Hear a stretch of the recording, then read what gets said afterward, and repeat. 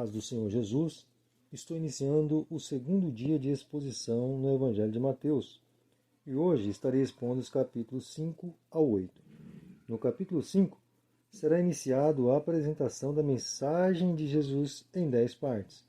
Lembrando que esta mensagem responde o que João afirmou sobre Jesus no capítulo 3, versículo 12, pois ele estaria juntando o trigo e retirando a palha do seu reino, o trigo sendo o verdadeiro ensino e a palha o ensino falso. Não retire este raciocínio de sua mente. Vem comigo.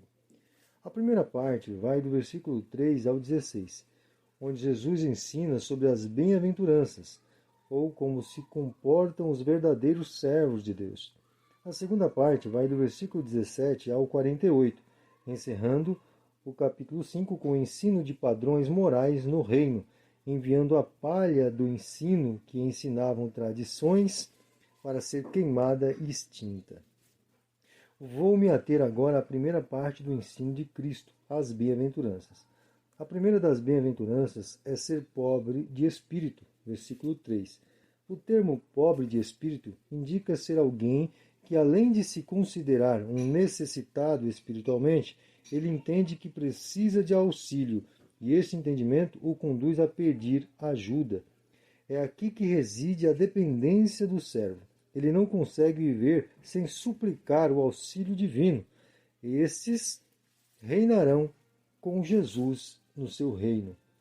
A segunda das bem-aventuranças é ser alguém que vive em constante descontentamento neste mundo. Versículo 4.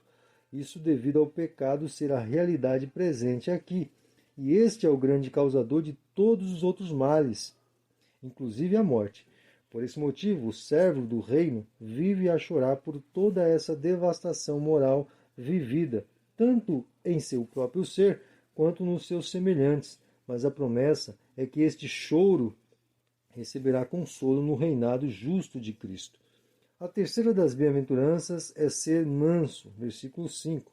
A terceira característica do servo do reino é ser uma pessoa que não guarda rancor, ou seja, não se entrega ao ódio quando é de certa forma injuriado ou contrariado. Ele consegue confiar em seu Rei Celestial. Por esse motivo, herdará a terra.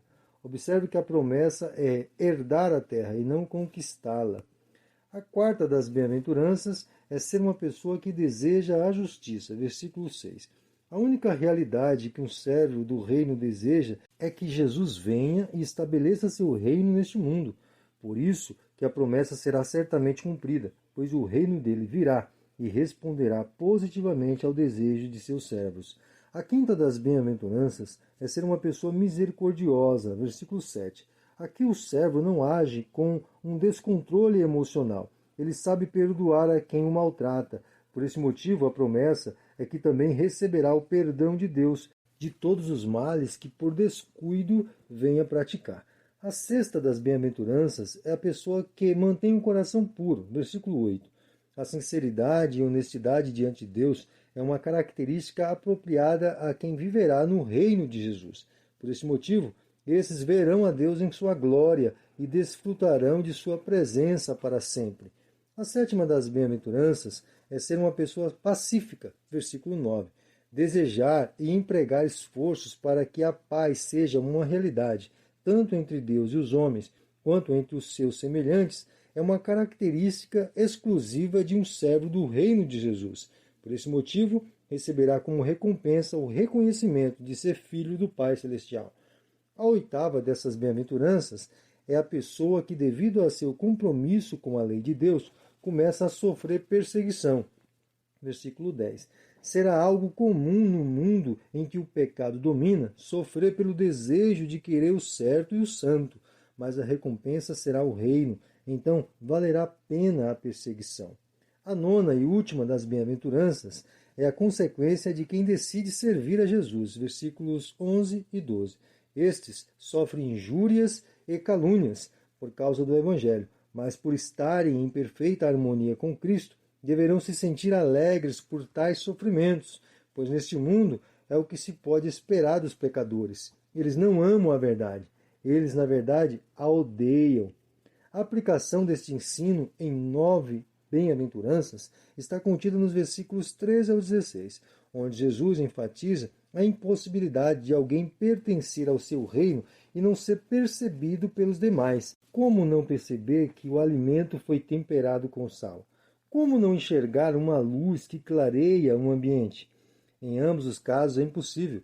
Assim também, quem faz parte do reino será facilmente percebido e estará vivendo na prática cada uma dessas bem-aventuranças mencionadas anteriormente.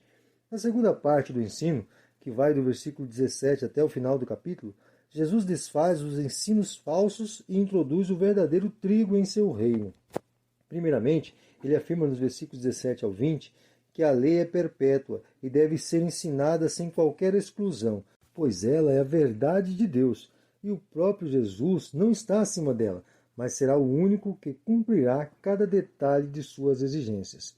Bom, é importante lembrar disto, pois Jesus fará críticas duras sobre o ensino propagado pelos líderes da época. E é necessário que você entenda que não será contra a lei essas críticas, mas sobre a interpretação dada a elas pelos líderes religiosos de Jerusalém. Ok? Vem comigo. Do versículo 21 ao 26, a primeira crítica de Jesus é sobre o ensino falso de que o ódio não é proibido diante de Deus. Neste falso ensino, os líderes não se preocupavam em orientar os servos a se livrarem de qualquer tipo de ódio contra um irmão ou próximo. Eles simplesmente ensinavam que não deveriam tirar a vida de alguém, pois era isso que Deus exigia na lei. Porém, Jesus está afirmando que a lei foi entregue para que, em primeiro plano, Deus seja servido, e como alguém poderá servi-lo odiando ao seu semelhante? Não há possibilidade de agradar a Deus e seu justo mandamento odiando alguém. Ainda que não o extermine da face da terra, este ódio é totalmente intolerável diante de Deus. No versículo 27 ao 32, a segunda crítica de Jesus é sobre o falso ensino de que o adultério só é proibido pela lei quando alguém realmente se relaciona corporalmente com outra pessoa que não seja o seu cônjuge. Eles novamente estavam considerando a lei como uma regra meramente civil, mas não. A lei serviu primeiramente para tornar os servos agradáveis a Deus. E Deus é espírito. Assim, a lei deve ser tratada de modo espiritual. Deste modo, se alguém apenas desejar em seu interior se relacionar com outra pessoa não sendo seu cônjuge, já está em adultério.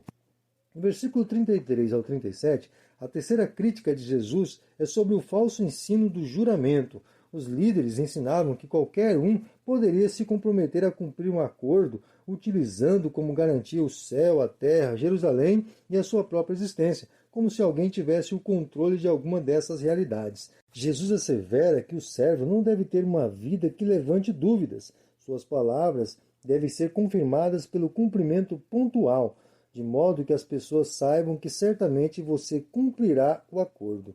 Do versículo 38 ao 42, a quarta crítica de Jesus é sobre o falso ensino da lei olho por olho e dente por dente, onde era ensinado que o mal deveria ser vingado pessoal e individualmente, em conformidade com o dano. Jesus corrige este erro, afirmando que os verdadeiros servos deveriam suportar o dano na confiança em seu Deus, retribuindo o bem a quem faz o mal, estabelecer uma atitude bondosa como uma prática comum aos seus servos. Do versículo 43 ao 48, a quinta crítica e última da segunda parte dos ensinos de Jesus é sobre o falso ensino de só amar a quem te ama. Jesus estabelece que seus verdadeiros servos deveriam se dedicar a um comportamento favorável ao benefício de pessoas que não são benéficas a eles mesmos. Os servos do reino serviriam os inimigos de modo que venham perceber a bondade de Deus sobre eles através das atitudes misericordiosas dos servos do reino. Entrando no capítulo 6, a terceira parte do ensino de Jesus é descrita pelo evangelista Mateus. Agora será sobre atitudes e práticas religiosas, representadas nos versículos 1 ao 18. O primeiro assunto é a esmola, nos versículos 1 ao 4. Os verdadeiros servos do reino não deveriam se preocupar com a opinião dos seus observadores quando praticassem o auxílio a quem precisa. A atitude correta é pensar em agradar ao Senhor, que recompensará os feitos de cada um que os realiza com o único propósito de engrandecer a quem lhe dá a oportunidade e condições de ajudar outros. Deus. O segundo assunto é sobre a oração e prática do perdão, nos versículos 5 ao 15.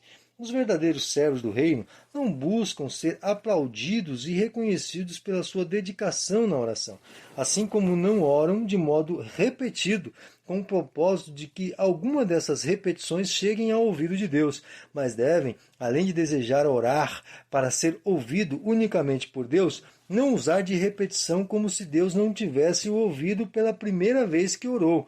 Se repetir o pedido, que seja pela insistência em ser atendido, e não por querer ser ouvido, como alguns ainda pensam. E para completar esta parte do ensino sobre oração, Jesus introduz um modelo.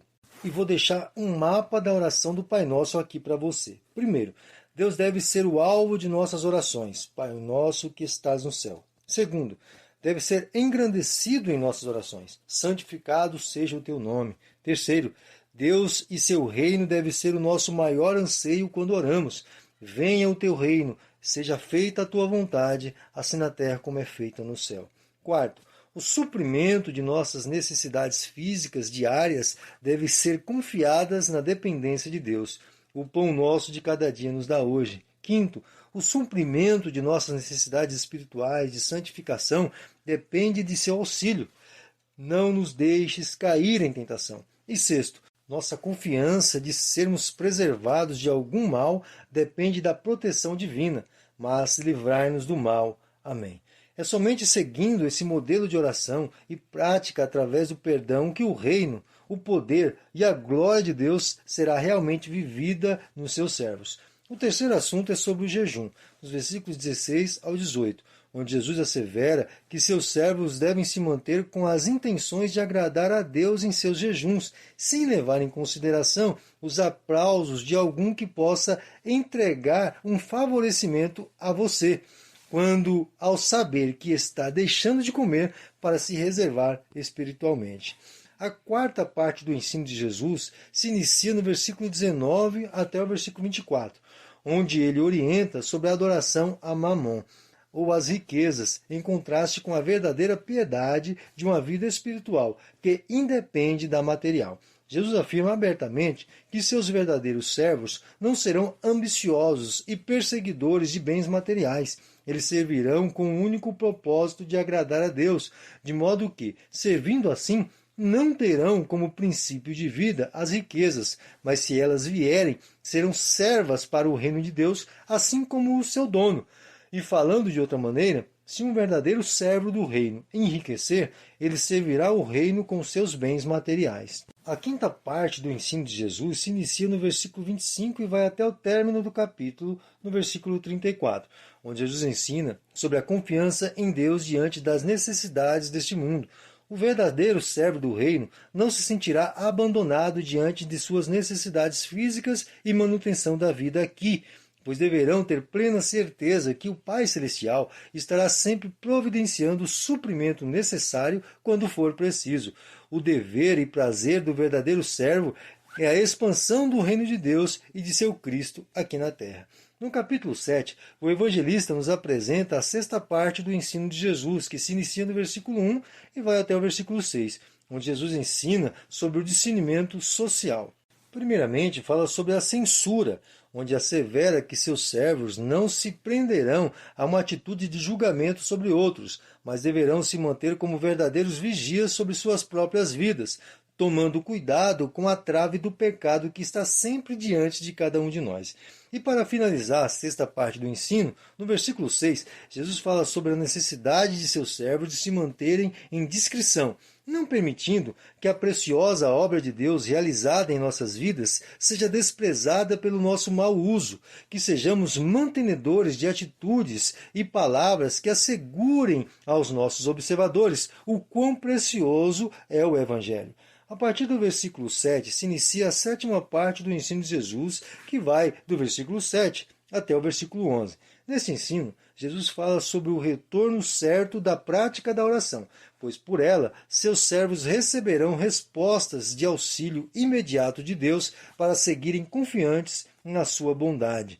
No versículo 12, Jesus resume o oitavo ensino em uma sentença clara: Seus verdadeiros servos devem levar a sério a prática do bem que desejam receber, condicionando o tratamento que desejamos receber em nossas vidas às nossas próprias práticas. Devemos praticar o certo para depois desejar que o certo seja praticado conosco. Em resumo, devemos ser o exemplo de bondade numa comunidade de pecadores.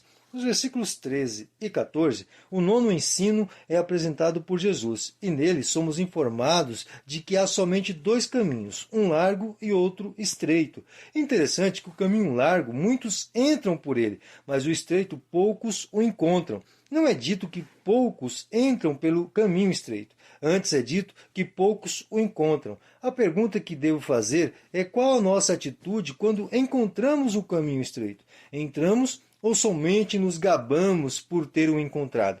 O caminho apresentado por Jesus no versículo 12 de praticar o bem sempre e não esperar que outros pratiquem por nós, não seria o caminho estreito? E para finalizar a mensagem de Jesus, que foi apresentado em 10 partes, a 10ª vai do versículo 15 até o final do capítulo, no versículo 29, onde Jesus ensina sobre os falsos profetas, a falsa profissão de fé e o falso fundamento. Primeiramente, do versículo 15 ao 20, Jesus nos ensina a não sermos iludidos com os que proclamam a palavra de Deus, mas não andam em harmonia com ela. Esses, na realidade, não servem ao reino de Deus, servem a si mesmos e devem ser rejeitados. O princípio aqui é o exterior. Através da observação, conseguimos reconhecer os falsos ensinadores da palavra de Deus. Nos versículos 21 ao 23, Jesus nos ensina sobre aqueles que dizem ser verdadeiros servos de Deus, mas suas vidas não seguem um padrão de integridade diante dele. Esses serão revelados e rejeitados no último dia. O princípio aqui é o interior. Somente Deus conhece quem de fato tem realizado bens espirituais com o propósito de glorificar o nome bendito de Deus, ou desejam apenas ser reconhecidos como grandes e poderosos e se utilizam das virtudes de Deus para isso. Aqui o julgamento será reservado apenas para Deus no juízo.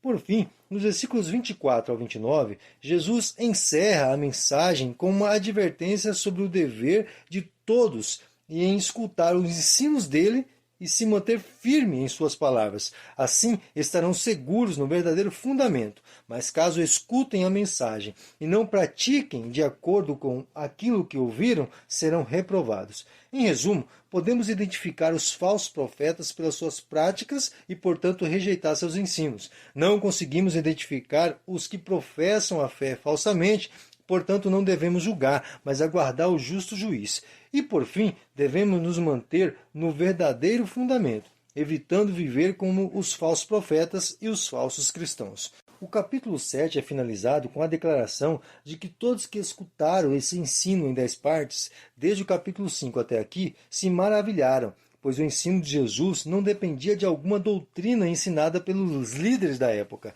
mas ele ensinava de modo completamente superior a eles. Entrando no último capítulo de nossa meditação de hoje, o capítulo 8, o evangelista Mateus vai passar a descrever os 10 milagres operados pelo Messias.